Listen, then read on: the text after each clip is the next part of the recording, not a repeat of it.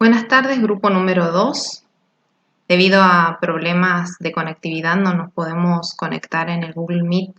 Entonces les voy a enviar esta clase grabada para que tengan en cuenta algunos puntos importantes a la hora de participar como estudiantes en las clases del grupo 1 y para participar también como disertantes o practicantes el jueves, cuando les toque dar su propia clase.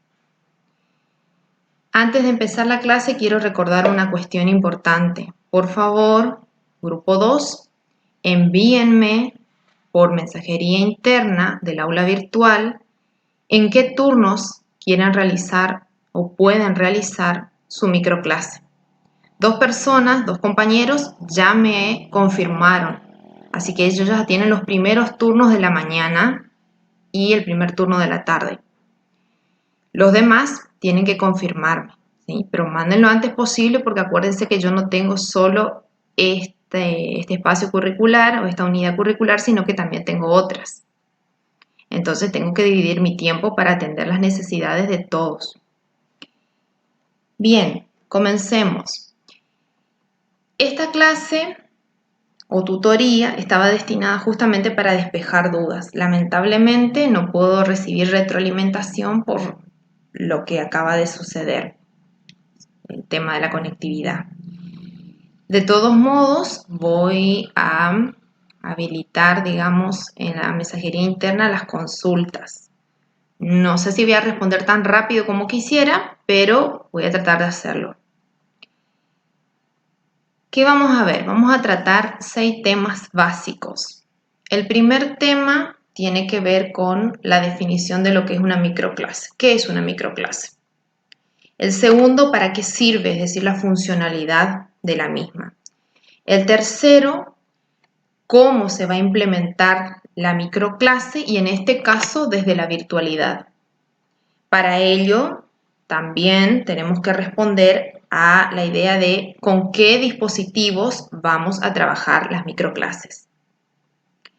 Posteriormente, en el punto 4, nos preguntaremos quiénes participarán de las micro.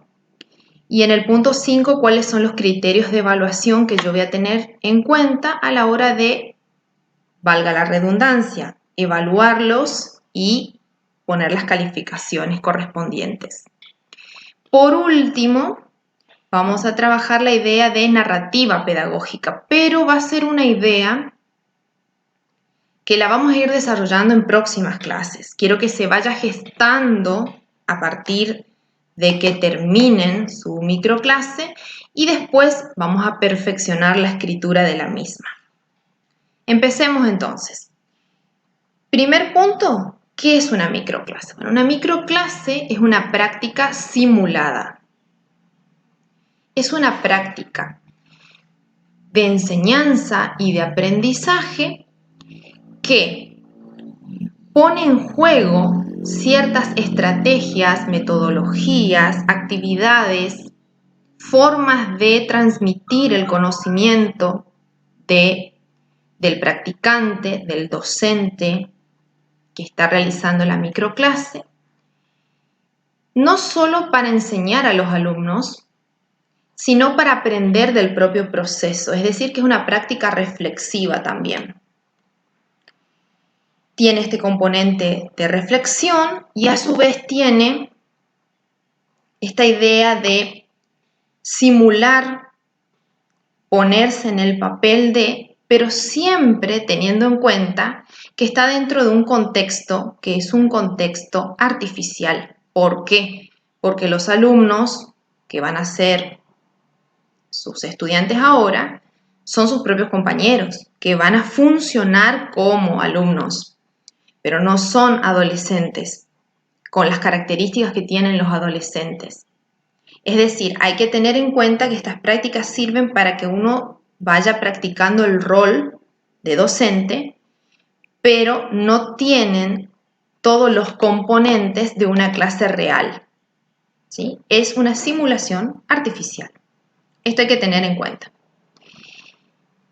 Dijimos que tiene como funcionalidad justamente la idea de reflexionar sobre la propia práctica, aprender sobre la propia experiencia y también es un dispositivo de evaluación, de autoevaluación, de coevaluación, porque sus compañeros que van a funcionar como alumnos también los van a evaluar porque van a empezar a comparar las distintas microclases y si todavía no pasaron ellos a realizar su práctica, van a tener en cuenta los pro y los contra, ¿sí? Van a poder analizar su propia clase y la de sus compañeros.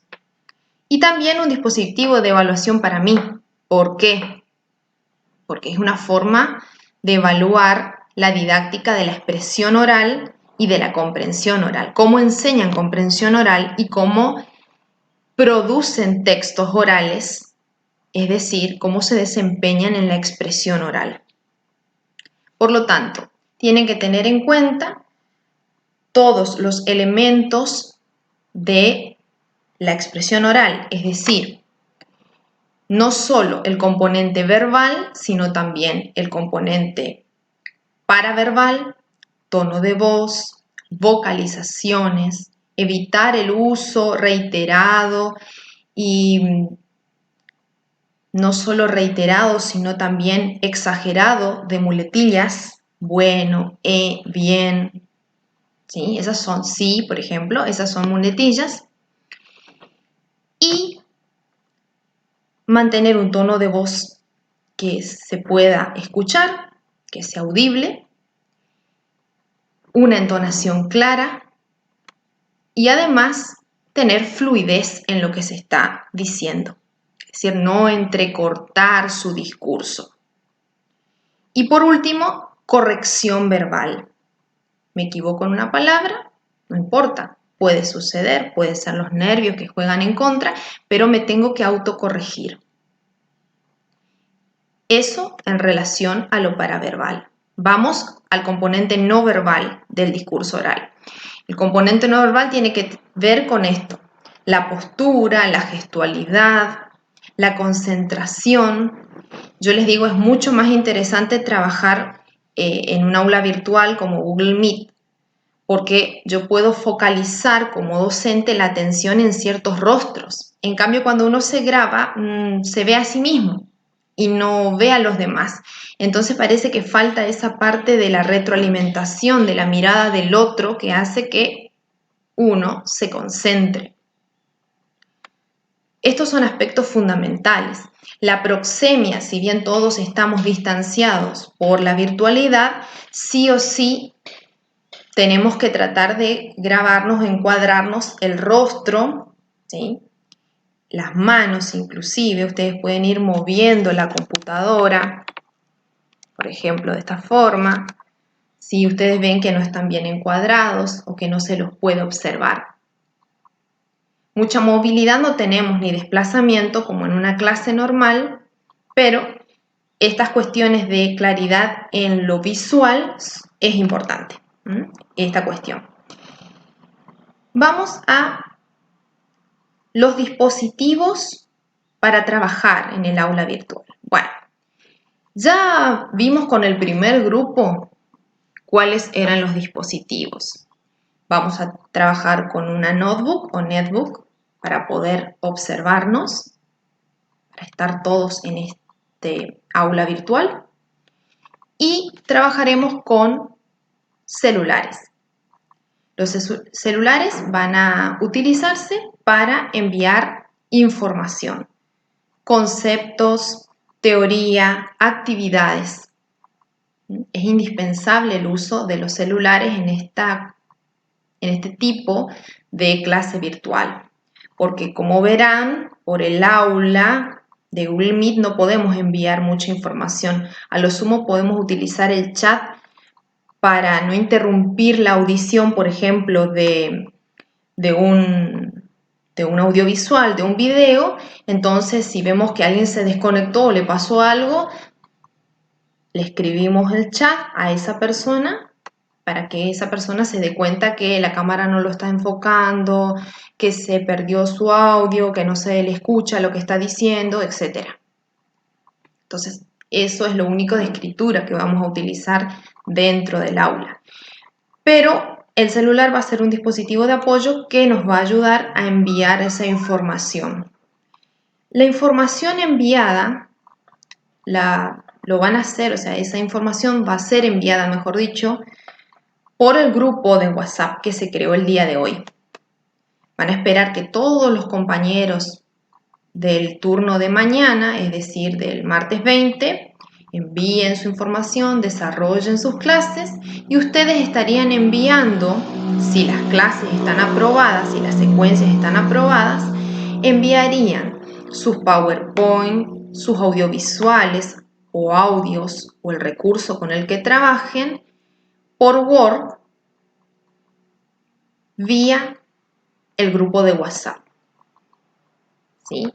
¿Y qué día van a enviar eso? El miércoles, porque el jueves ustedes tienen la clase, un día antes envían. ¿Y cómo van a hacer el envío? Por orden. De todos modos, yo el jueves a la mañana temprano voy a escribir la lista de cómo quedó conformado el grupo. Por eso es que ustedes me tienen que mandar sus turnos para que yo pueda armar la lista. Y una vez que ustedes pueden ver la lista publicada, van enviando su información. ¿Sí? Van enviando uno por uno del mismo modo que lo hicieron sus compañeros del grupo 1. Otra cuestión importante a tener en cuenta. Controlen la duración de la clase. Que el inicio no supere los 10 minutos, el desarrollo contenga máximo 20 minutos, puede llegar hasta 25 y, de ser posible, 10 minutos para el cierre. Eso es importantísimo. Controlen con sus celulares, aunque convendría mejor con reloj. Luego, otra cuestión importante, brindar el tiempo necesario para sus alumnos, sus estudiantes, para que puedan responderles. No se apuren, no se alboroten en la exposición o la explicación de los temas o en la solicitud rápida de las actividades, o sea, que resuelvan lo antes posible. No. Si bien ustedes tienen un tiempo, traten de darle el espacio para que el otro se sienta como alumno, porque si no, no se va a sentir como alumno, ¿sí? Otra cuestión importante. Ya hablamos de los envíos de materiales. Podían utilizar también una pizarra o un afiche. Si alguien tiene una pizarra y tiene que explicar un tema o tomar, por ejemplo, las ideas de la comprensión oral de sus estudiantes, hacer el torbellino de ideas, puede utilizar una pizarra. Pero, si no, pueden utilizar un afiche. O, si quieren, envíen el PowerPoint por el grupo de WhatsApp. En el momento de la comprensión oral, cuando todos tengan que prender sus dispositivos celulares, móviles, y escuchar los videos, yo les recomiendo lo siguiente, que los auriculares no los usen para el aula virtual, sino para los celulares, entonces evitamos el ruido, y que todos apaguen sus micrófonos, incluido el profesor, el docente, el practicante, ¿sí? Justamente porque puede pasar lo siguiente, se pueden superponer los sonidos y nadie va a poder escuchar nada. Entonces, la escucha atenta, que es justamente la finalidad de nuestra clase, no se va a poder vislumbrar ni desarrollar y el objetivo propuesto no se va a poder cumplir. Entonces, en el momento de la comprensión oral de la escucha de los audiovisuales, o utilizan todos sus auriculares y silencian sus micrófonos por ese momento.